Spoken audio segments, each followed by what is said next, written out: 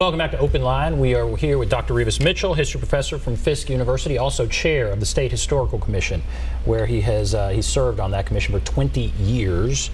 Let's go to the phones. Several calls. Let's go to Bill. Hello, Bill. Hello. Go right ahead. Forrest here, the infamous owner of the Forrest statue. Dr. Mitchell, how are you doing today? Fine. How you doing? We've shared some microphones in our time. Is this Bill Doris? Yes, it is. Well, thank you for calling in. Okay, go ahead. Dr. Mitchell, are you familiar with the Black Voters League 1821? Tell me about it. Black Voters League was a group of blacks that met in convention in Memphis, Tennessee to form the Black Voters League, and by acclamation of the floor, they asked that Nathan Bedford Forrest be the keynote speaker for that convention. Yeah. There's a record at the Memphis Commercial Appeal in their archives on it if you care to look it up, but I've also got a copy of it, and I will get it to you just as soon as I can. All right. But the one thing that was glaring in that speech that Martin Luther King made was, "I've got a dream." He copied the keynote notes that Nathan Bedford Forrest had. Mm-hmm.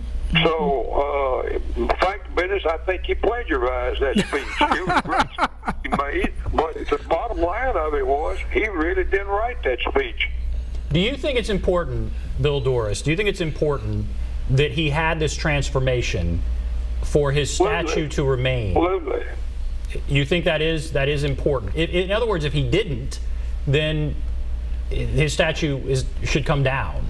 No. So what are you saying? Because? There's two things about that statue where it sits. He was doing rear guard action, and he actually was on that property as a rear guard action to get the Army of Tennessee from Shires Hill back to North Alabama. All of that strip down through there is in the Civil War Trust. I can only wait till I hear about they want to do away with the Civil War Trust, and especially over at Fort Negley. All right. Well, there were several thousand blacks that were put in involuntary servitude up there to build that the Union put them to work over there and starved them to death. They're buried over on on the Elm Hill Pike, right along that fence road. All right, well, let's talk about all this. Thank you, Bill Doris. Thank you for calling in. Bill Doris is associated with the statue right there on 65 of Nathan Bedford Forrest. When I say, I don't know if he owns the property or he owns the property. He owns that property. That's right. I believe he paid to have that statue constructed and everything. Okay. Private funds on private property. So he obviously supports that statue and supports Nathan Bedford Forrest being remembered as a war hero. I think he's a Forrest historian. He's an advocate, so yes. And so what do you? You would get both if you were at the State Historical Commission. This is what would happen. Exactly. You would have Bill Doris and you would have somebody like Lucy, and they would both be there and talk, and then you have to make a decision. Well, the commission would hear that. Then the Monuments and Markers Committee will come back with a recommendation, and it will attempt to reflect what was, but what is. Hopefully, my commission is a very solid commission. We make sensible judgments. We approve markers and monuments, and I think that's the reason that everyone seems anxious to throw this over to the State Historical Commission. But we're going to, I close every meeting by saying, have we completed the work of the business of the people of the state of Tennessee? We're going to try to represent the business of the people of the state of Tennessee when it comes to monuments and markers within the law and within the preview of the state legislature and what they send us and what they have sent us. Let's go back to the phones. Let's go to Irwin. Hello, Irwin. Yes. Go ahead. Hello. Hello, go right ahead. Yeah, the man talking about that, he's right. And that lady was talking about Bedford Forrest. Bedford Forrest did do things after he was a Klan leader. And just like George Wallace, it started off with his hatred. But he changed after, and everybody voted for him. I'm saying people change. And I don't like them taking down those statues, because I'm a Civil War buff. I love to go places and look at them statues and read about the history of the Civil War, because all those men wasn't fighting just for slaves. They were honorable men. They were fighting against each other. I know that, but it's a lot more going on into that. People need to study the history of the Civil War instead of trying to take down statues. And that them statues have nothing to do with hate. Hates and the people that go on for, like he said, up to the 90s and on up through that. They the ones start all that stuff about blacks and whites and stuff like that. Like he said, about jobs and all that sort of stuff.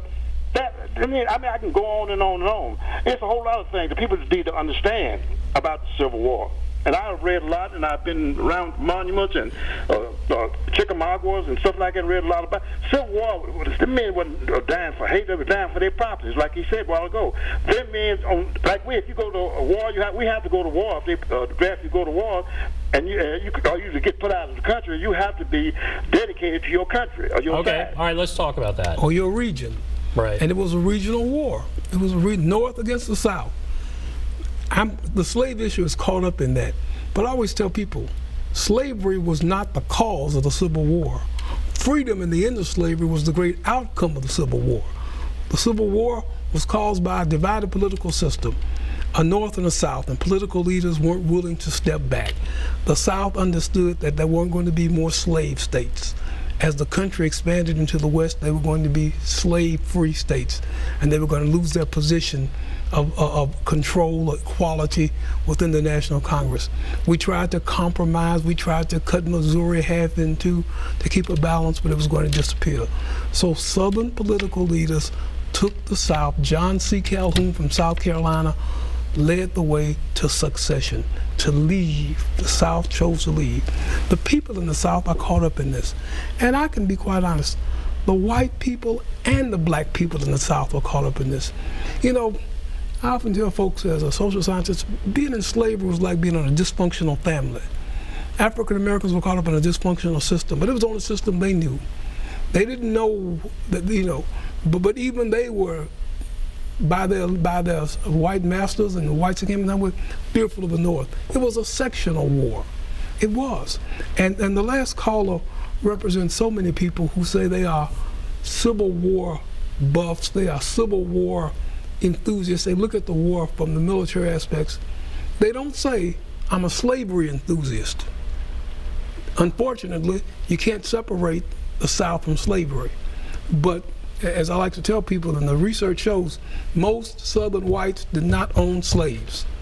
Most Southern whites were poor because of slavery. All right, we have to take a break. We're going to take a break, come back, be back right after this.